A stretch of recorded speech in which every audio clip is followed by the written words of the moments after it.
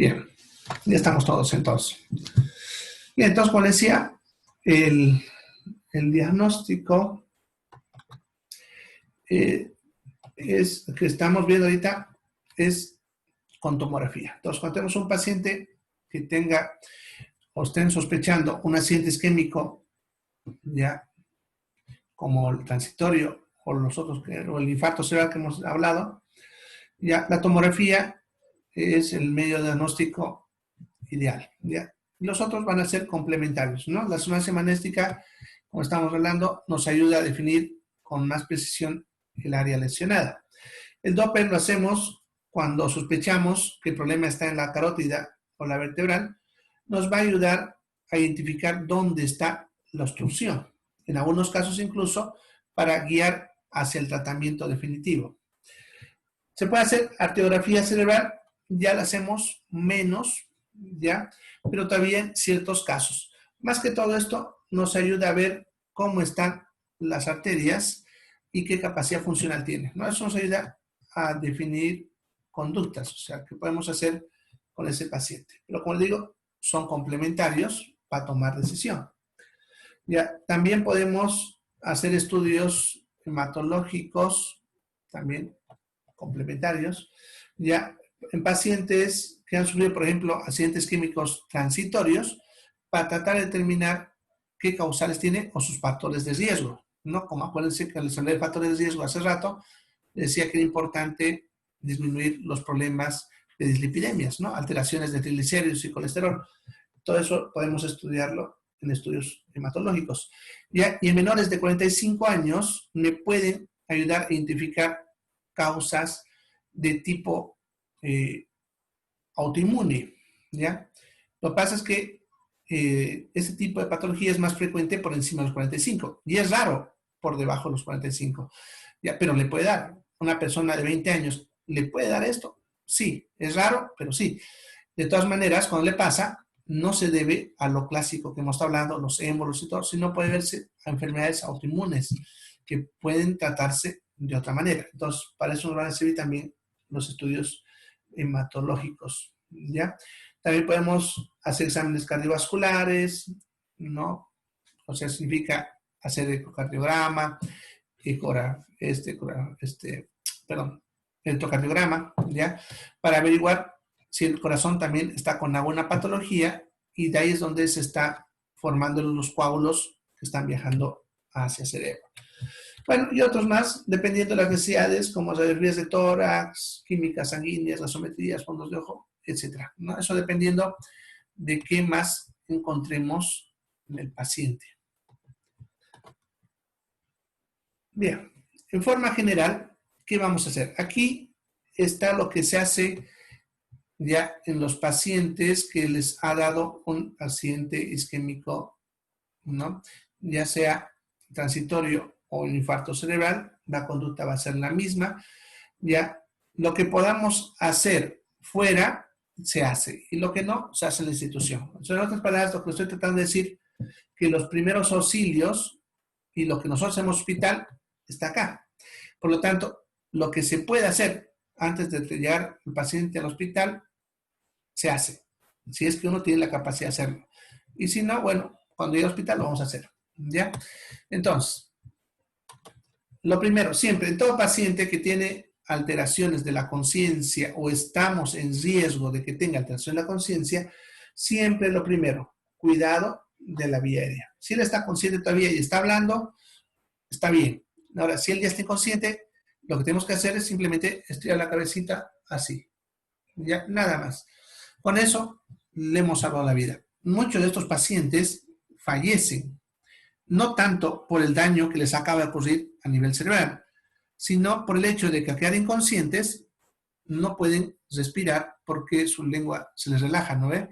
Y se va hacia atrás, no dejando que pase el aire, y por lo tanto produce ya hipoxia, y eso, además de que puede producir la muerte, ya también puede empeorar la lesión que está teniendo. Entonces, fíjense, con esa simple maniobra ya hemos hecho mucho. No necesitan hacer grandes cosas. Si a ustedes le toca un paciente así en la casa, lo primero que hacen entonces es tirarle la cabeza así, para que él empiece a meter aire y empiece a oxigenarse. ¿Ya? Y durante el traslado, también lo mismo. Estamos hablando de este tipo de pacientes, ¿no? Así que como no es una caída, nada, no nos preocupamos por la columna, por si acaso. Porque cuando hablamos de reanimación, siempre decimos con cuidado de la columna vertebral. Pero eso es cuando el paciente se ha lesionado el cuello. En este caso, estamos suponiendo que el paciente ha sufrido uno de estos eventos, ¿ya? Y en ese caso, entonces simplemente estiramos así sin ningún problema. Hay que hacer monitoreo cardíaco, eso significa que estamos fuera de un hospital, simplemente vigilar el pulso, la frecuencia cardíaca, si podemos, la presión arterial.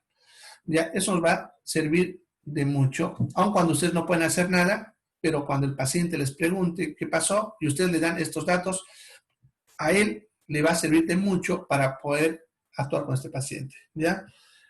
Si podemos, le podemos colocar una vía. Como muchos de ustedes están involucrados en el área de salud y van a aprender de repente, o ya saben cómo colocar un suero, ¿ya? Con eso, miren, que a mí me llegue un paciente de la emergencia con su suerito, yo lo felicito al que me lo trae, porque me ha ganado mucho tiempo, ¿ya? Obviamente no se van a quedar una hora a hacerlo. O sea, si ustedes tienen el material y pueden hacerlo rápido y lo hacen, bien, ¿ya? ¿Qué es lo que hay que colocarle? Aquí, esto también es importante. A este paciente solamente hay que ponerle soluciones salinas. En otras palabras, solamente solución fisiológica. No sirve que le pongan destroza, ni Ringer, ni otro, ¿ya? O sea, si van a colocarle una vía, colóquenle solución fisiológica, ¿ya? El goteo que esté a mínimo. Eso significa 10 gotitas por minuto, ¿ya? Hidrátenle a esa velocidad, ¿ya? ¿Eso por qué? Porque necesitamos hacer otras cosas. Si le mete mucho también puede empeorar, ¿ya? Entonces, 10 gotitas. Si es que tenemos acceso a oxígeno, perfecto, ¿ya? Conecten el oxígeno, le abren la llave al máximo, que eso es más que todo hasta 12 en lo que es el manómetro de salida del tubo de oxígeno, ¿ya? Si no saben, simplemente háblanlo todo y listo, ¿ya? Hay que hacer una vigilancia neurológica estrecha, evaluar el estado neurológico del paciente. Eso significa, hay que estar pidiéndole a cada rato que mueva, pidiéndole a cada rato que le apriete el brazo. Eso para evaluar los síntomas que hemos visto, ¿no ve?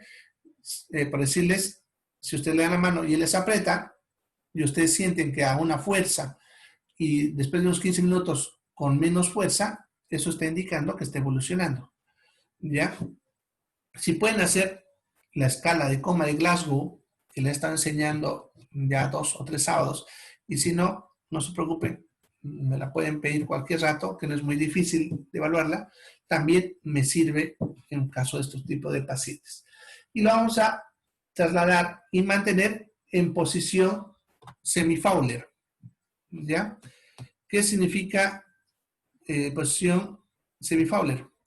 Significa semisentado, ¿ya? A 45 grados, ¿ya? Pero que lo que esté inclinado sea el punto de apoyo. En otras palabras, no torcer el cuello. El cuello tiene que estar estiradito. No se olviden lo que les dije, estirado ahí. Entonces el paciente semisentado, a esta posición. No hay que torcerle el cuello, sino semisentado, ¿ya? En esa posición, trasládenlo. En un auto pueden hacer eso en el asiento del pasajero de adelante, ¿no ve? Se lo puede colocar en esa posición, ¿ya?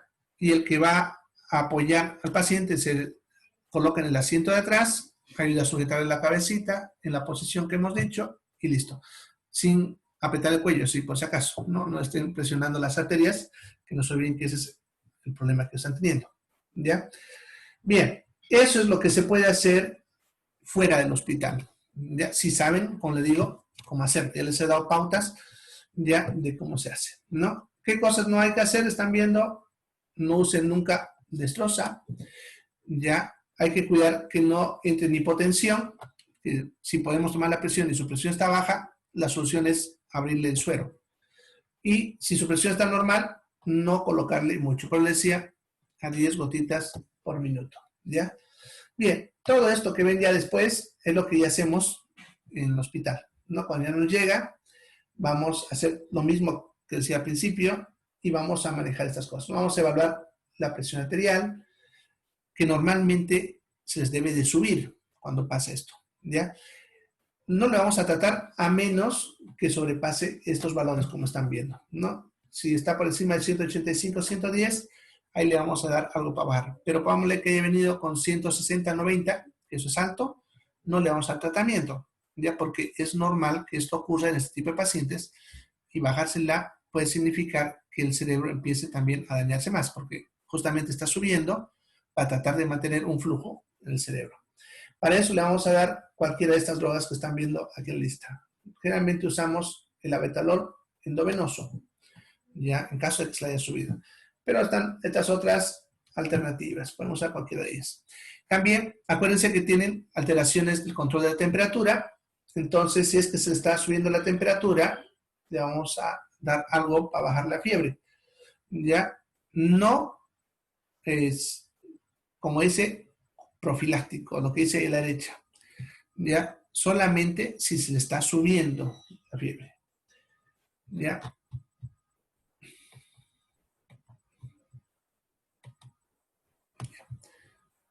Bien. Si es que tiene alteraciones de la glucosa, que también este tipo de pacientes suelen tener, no se hace tratamiento a menos que la glucosa suba por encima de 140. ¿Ya? No importa el tipo de paciente, si es o no es diabético. ¿Ya? Ahora, ten en cuenta que este tipo de pacientes tienen problemas, ¿ya?, de coagulación, por eso justamente hicieron este tipo de patología. Entonces, tenemos que hacer prevención para que no vuelva a pasar. Para eso hacemos compresión intermitente, que ese es un mecanismo que tenemos en terapia intermedia, que podemos decir aprieta y afloja las piernas para que bombee la sangre, medias de compresión, si se tiene acceso, y podemos usar dosis profilácticas de anticoagulantes, o sea, no es la dosis completa, como dice ahí en la derecha, solamente para evitar que no vuelva a formar coágulos. Una vez que el paciente está recuperando, cuanto más rápidamente lo empecemos a movilizar, es mucho mejor y mucho mejor rehabilitarlo lo más rápido. Por lo tanto, vamos a llamar a los fisioterapeutas para que intervengan temprano en este tipo de pacientes. Y de ahí en adelante vamos a darle antiplaquetarios, como la aspirineta, para que no le vuelva a pasar lo mismo. Tenemos que reducir los factores de riesgo, que son los que hablamos al principio, como consumo de alcohol, tabaco, disminución del peso, etc. Bien, si es que acudió rápidamente, podemos usar activador tisular del plaminógeno humano, ya que esto interesantemente ayuda a que más rápidamente se recupere. Incluso en algunos pacientes podemos hacer una recuperación completa. Depende mucho del grado de lesión y el tiempo que ha pasado. Cuanto más rápido se luce, mucho mejor. Por eso es importante el tiempo, ¿ya? Si es que se consideró una recuperación del paciente, ya sea parcial o completa, hay que evitar que vuelva a pasar. Y para eso tenemos que investigar qué arteria es la que está teniendo problemas y podemos hacer diferentes tipos de procedimientos como lo que están viendo ahí. Por ejemplo, se puede hacer un procedimiento quirúrgico que se llama tromboendoarteriotomía, que a través de un catéter llegamos hasta donde está obstruido, sacamos esa grasa que está obstruyendo y dejamos un tubito que se llama stent, que evita que eso se vuelva a cerrar. Lo mismo podemos hacer angioplastías, stent, que son procedimientos similares a los que acabo de explicarles. Debemos darle antikoagulación o antiagregación, dependiendo del grado. O sea, evitar que vuelva a coagular, o antiagregación, estamos hablando de aspirineta. Más adelantita vamos a verlo. Estatinas para controlar las alteraciones de colesterol, triglicéridos, ¿ya?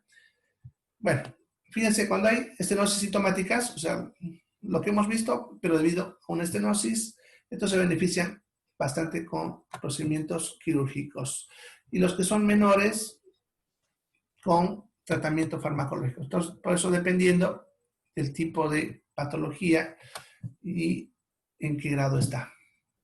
Bien, Luego está la prevención secundaria. Eso significa que ya le pasó y tenemos que evitar que le vuelva a pasar, ¿no?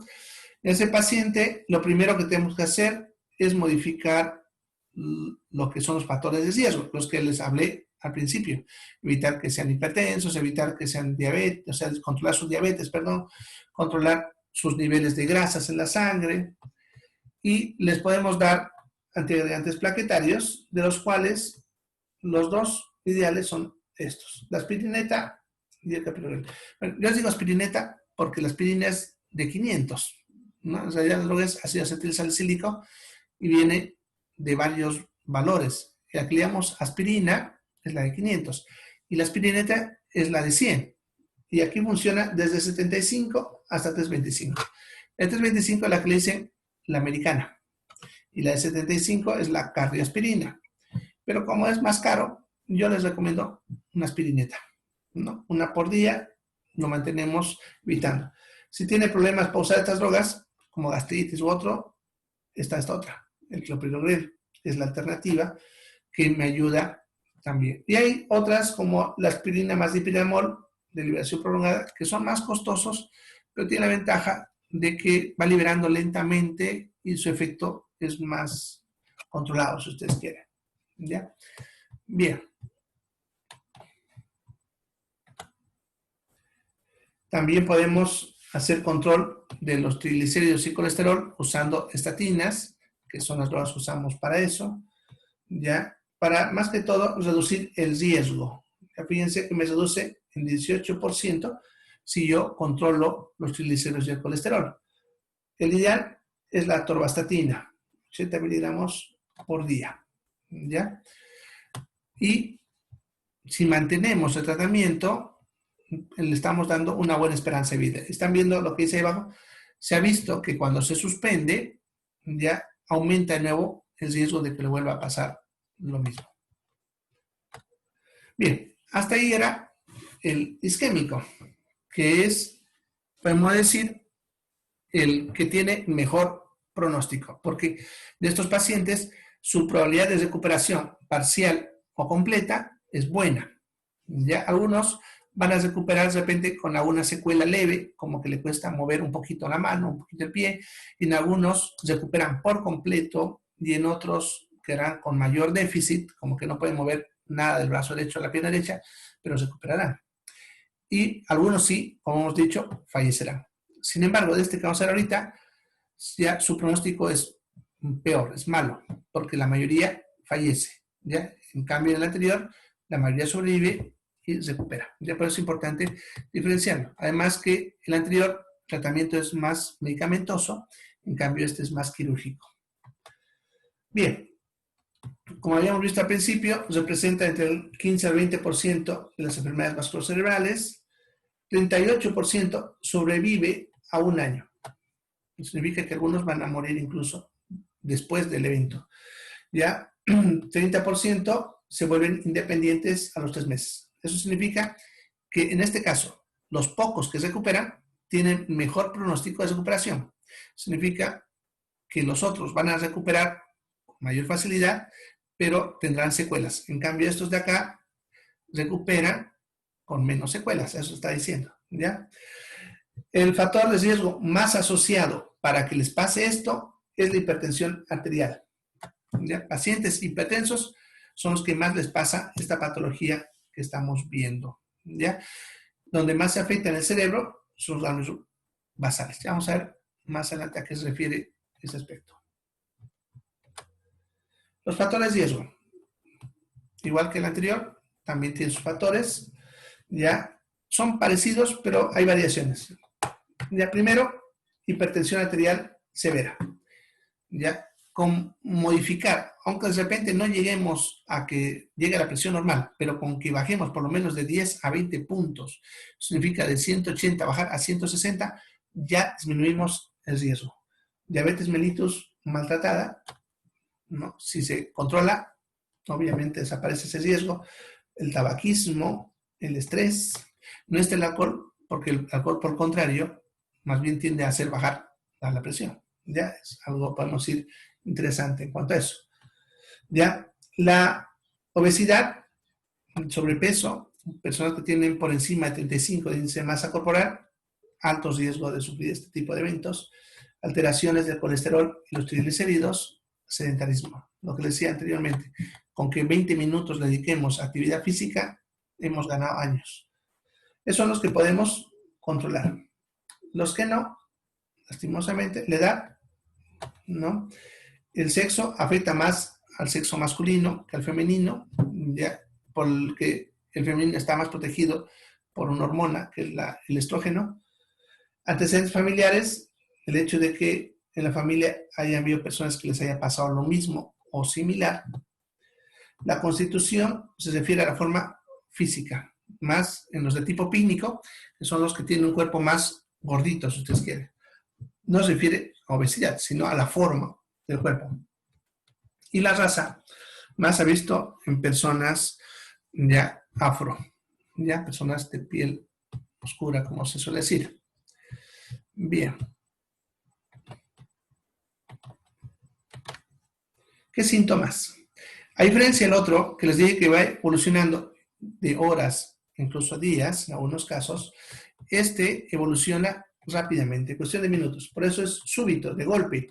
No es como el otro que de repente, de a poquito, y el paciente, como decía, a veces está consciente que le está pasando eso. En cambio, este caso va a evolucionar de forma brusca, de golpe, ya, rápidamente, y van a ser progresivos, minutos. ¿Ya? Y el déficit neurológico es máximo desde el inicio. En cambio, el otro le decía que era progresivo, empezaba con un poquito, iba empeorando, empeorando. En cambio, este, desde el principio, quedó completamente paralizado, de un lado, del otro lado, dependiendo de eso. Ya, acuérdense que se ha dicho que habían dos tipos de hemorragias, la intraparenquimatosa, ya, y la subaranoidea. Ya, esta es hemorragia intracerebral o intraparenquimatosa, es lo mismo. Puede ser supratentorial. Aquí en la imagen, esto que ven ahí, que al otro lado está con una rayita, se llama el tentorio o la tienda cerebral.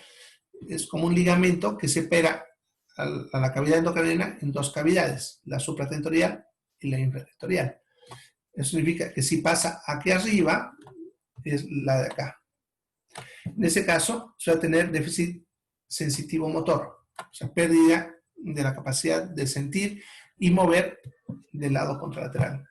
Si es acá abajo, infratentorial, ya el paciente va a tener alteraciones de los pares craneales, no va a poder mover los ojos, la lengua, va a tener dificultad para caminar, nistagmus, los ojos tiemblan de un lado al otro, y convulsiones.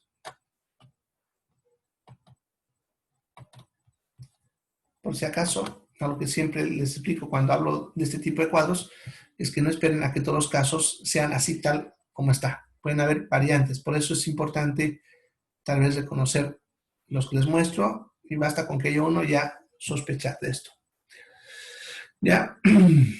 El paciente generalmente antecitos de que le pase el evento, ya, o sea, antes de que tenga síntomas, suele quejarse de dolores de cabeza.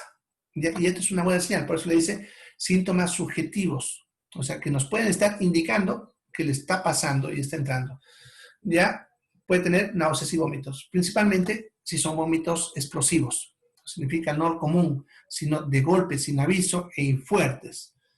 Puede tener signos meningios, como rigidez de la nuca, el signo de Bruscinski, que es el que están viendo aquí, cuando levantamos el cuello, dobla las rodillas, ¿ya? Y eso nos indicará, ¿ya?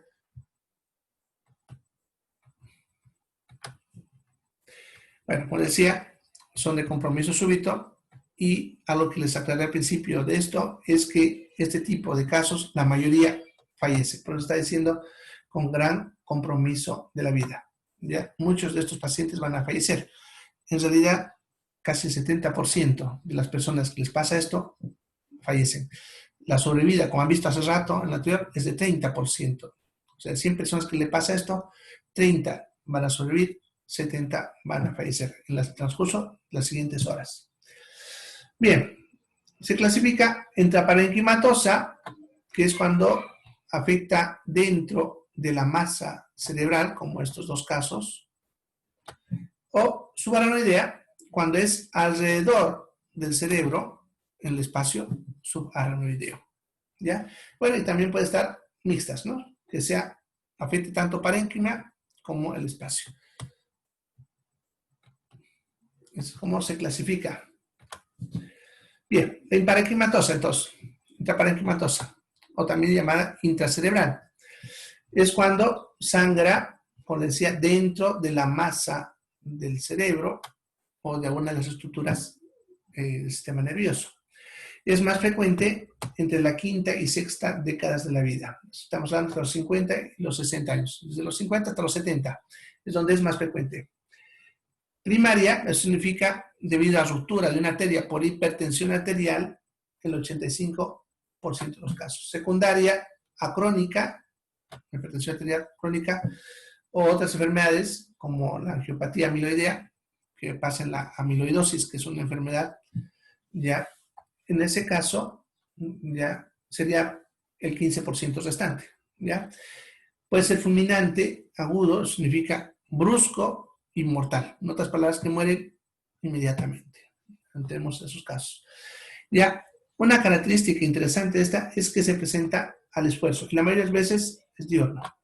Ya, el anterior, ¿se acuerdan? Era generalmente en el sueño, el paciente al levantarse, o puede ser en la actividad, pero no con esfuerzo. En cambio, si el paciente te dice, estaba haciendo algo, estaba cargando, estaba haciendo esfuerzo, ¿no ve? O lo que pasa muy comúnmente en el baño, a veces al defecar, al hacer pujo, el esfuerzo puede producir la ruptura de la arteria, y es muy frecuente encontrarlos incluso en el baño, y eso les puede hacer sospechar que es esto. Si al paciente lo encuentro en el baño, puede ser que sea este tipo y no el otro. En cambio, si lo pillo cerca de la cama, puede que sea el otro, ¿ya? Nos indica mucho para el diagnóstico. Y aquí falta algo que es por situaciones emocionales, ¿no? Paciente que acaba de pelear, por ejemplo, con la esposa, con el hijo, y en ese momento le da, hay que sospechar de este y no del otro, porque el otro generalmente no está asociado ni a esfuerzos ni a cosas emocionales. Suele ser también en cualquier momento, pero no está asociado a esto. En cambio, si el paciente o el familiar te dice estaba haciendo esfuerzo, estaba peleando con alguien y le pasó, hay que pensar de este tipo de trastorno. ¿Ya? Bien.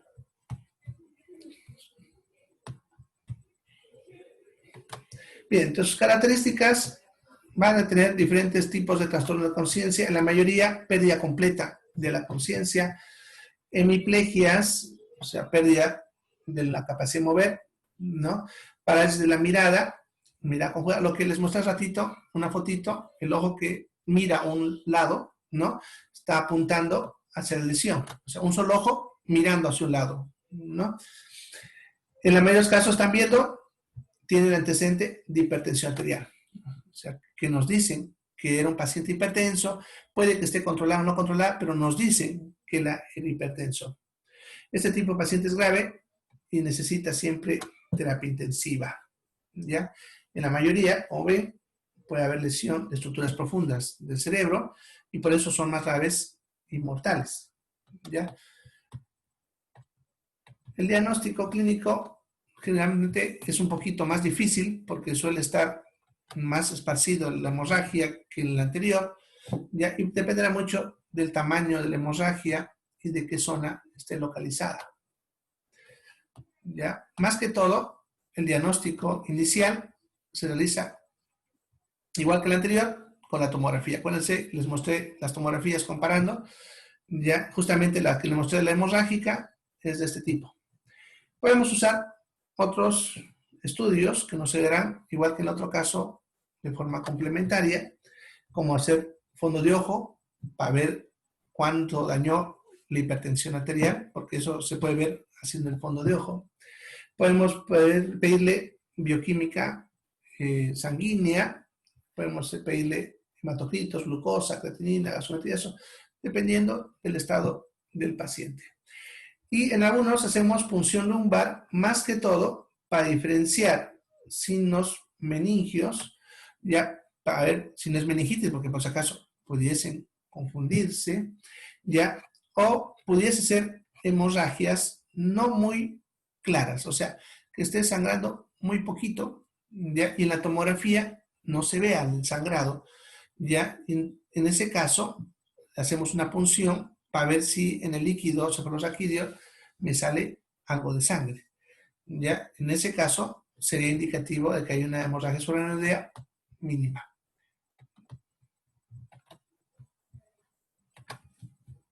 Bueno, la tomografía, como les dije, el estudio ideal para este tipo de estudios.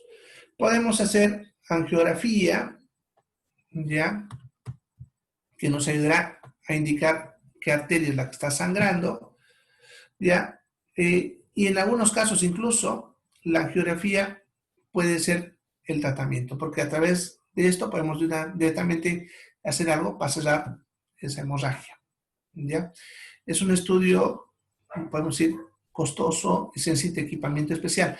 Lo hacemos acá, pero no todos son candidatos. Sin embargo, lo vamos a hacer cuando sea hemorragia subaracnoidea, ya cuando esté localizada en la cápsula interna o ganglios basales. Esto es la única forma de saberlo después de la tomografía. Personas jóvenes, porque generalmente los jóvenes se debe a malformaciones vasculares o aneurismas congénitos, o sea que nacieron con esa malformación de los vasos sanguíneos, y en ellos hay mejor probabilidad de resolver ese problema. ¿Ya? Bueno, si hay sospecha, malformaciones arteriovenosas, lo que les decía hace rato, hay una patología de nacimiento que son los hemangiomas, son vasos sanguíneos entre arterias y venas que crecen fuera de lo normal, como si fuesen tumores, ¿no? Y estos tienden a sangrar con facilidad y suelen ser una de las causas de estas enfermedades. Bien, ¿qué conducta vamos a tener en este tipo de paciente? Van a ver que es parecido a lo que hemos hablado anteriormente, ¿ya? Lo primero, también, la vía aérea, no se olviden, estirarle el cuellito, igualito, lo mismo. Monitoreo cardíaco, si estamos fuera, pulso, frecuencia cardíaca y presión arterial. En el hospital le vamos a colocar el monitor. Si podemos, solución salinas, no se olvide, una vía, pero con suero fisiológico, oxígeno, vigilancia neurológica estrecha y trasladarlo en la misma posición, semisentado. Es lo que tendríamos que hacer en este tipo de paciente. Al hacer eso, le mejoramos la probabilidad de sobrevivencia. En el hospital vamos a evaluar también, dependiendo, están viendo la presión, hacemos este otro, para la fiebre si es que tuviese, control de la glucosa y los mismos procedimientos. O sea, haremos lo mismo ya como medida general, ¿ya? Ahora, dependiendo de lo que pillemos en la tomografía, vamos a actuar, ¿ya? Generalmente le hacemos una tomografía inicial para el diagnóstico y evaluamos cómo está el paciente. Dependiendo de eso, le podemos hacer otra tomografía en 1 hora para ver la velocidad del sangrado y dependiendo de eso, operarlo, ¿no? Porque la solución en este caso, como es una hemorragia, es entrar, ¿ya? Y parar la hemorragia, ¿no? Si conseguimos parar la hemorragia, entonces se acaba todo. Pero operar el cerebro también no siempre es la mejor idea, porque las hemorragias no siempre se localizan. Entonces dependerá mucho del estado del paciente, ¿no? En la mayoría, cuando son sangrados leves, suele dejar de sangrar solo y no vamos a operar. Entonces dependerá, como les digo, de la evolución en la siguiente 1 o 2 horas posterior al evento, si es quirúrgico o no. Y obviamente, si logra sobrevivir, porque, como les he dicho, muchos de estos fallecerán. De todas maneras, si consigue sobrevivir, su pronóstico de su operación es mucho mejor que el anterior. Bien, se va a cortar en 4 minutos, por si acaso. De se corta, entra al cuarto, donde dice anexos, ¿ya? Ya nos falta poquito para concluir y las preguntas por si hay alguna pregunta, ¿ya? Por si me cortan unos 4 minutos. Bien, el problema, por qué estos fallecen, como decía, era porque la hemorragia a veces presiona al cerebro. Ya me aumenta la presión intracraneana, que se llama, es lo que está acá. Y por lo tanto, uno de los objetivos del tratamiento es reducir la presión intracraneana. ¿Cómo lo conseguimos? Y esta es la diferencia con el otro. Con este de aquí le vamos a dar ya manitol. Es un diurético, viene como en suerito, y se lo colocamos para que el paciente empiece a botar líquido de los tejidos y lo orine. Ya, al hacer esto, hacemos que el cerebro deshinche un poco, ya, y por lo tanto disminuimos esa presión. Si con esto no se consigue controlar la presión intracerebral, va a ser también quirúrgico, como les había mencionado, ¿no? Por eso es importante el seguimiento en las primeras horas, ¿ya? Bien, vamos a operar dependiendo de la localización también. Si es que es lobares y están, como dice, menos o igual a 1 centímetro de la superficie cortical. O sea, en otras palabras, más cerca de la superficie y nosotros podamos resolverlo. Por si es más profundo, vamos a hacer más daño operando, ¿no? Pacientes que sean jóvenes, que tienen el mejor problema de que sea una patología congénita, las que vamos a ver más ratito a la vuelta, ¿ya? Y que tengan deterioro neurológico progresivo, los que les decía que no mejoran en la siguiente hora. Bueno, el pronóstico, como les mencionaba, es grave comparado con el anterior. Están viendo la mortalidad en las primeras 48 horas es del 50% y depende mucho de dónde está ubicado. Si es más profundamente, más superficialmente, el tamaño de la hemorragia, ya los trastornos de la conciencia, porque nos puede indicar mayor daño cerebral. Ya, miren, la mortalidad es del 90% si el paciente llega en coma. O sea, la mayoría muere si está en estado de coma.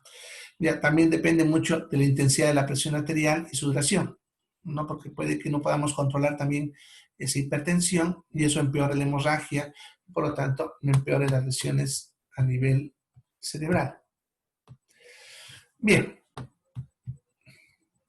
Los aneurismas. Aquí ya vamos a hablar de las causas que me llevan a este accidente vasculocerebral hemorrágico. ¿Ya? ¿Qué es lo que vamos a ver a la vuelta en la siguiente sesión? Vamos a empezar a hablar de los aneurismas congénitos, para que entiendan por qué le pasa esto a veces a personas jóvenes. Porque el anterior que hemos visto, los isquémicos, es más frecuente en personas por encima de los 40. Este también es frecuente, pero el problema es que también tiene una frecuencia en personas jóvenes, ¿ya? Y que les puede pasar esto de forma brusca e incluso producir la muerte. Y hay muchas personas, incluso famosos, que me escuché hablar que tuvieron un derrame cerebral jóvenes y fallecieron, sin haber tenido nada antes. Bien, entonces vámonos a la otra sesión. Ya, entonces rapidito, que en segundos se corta.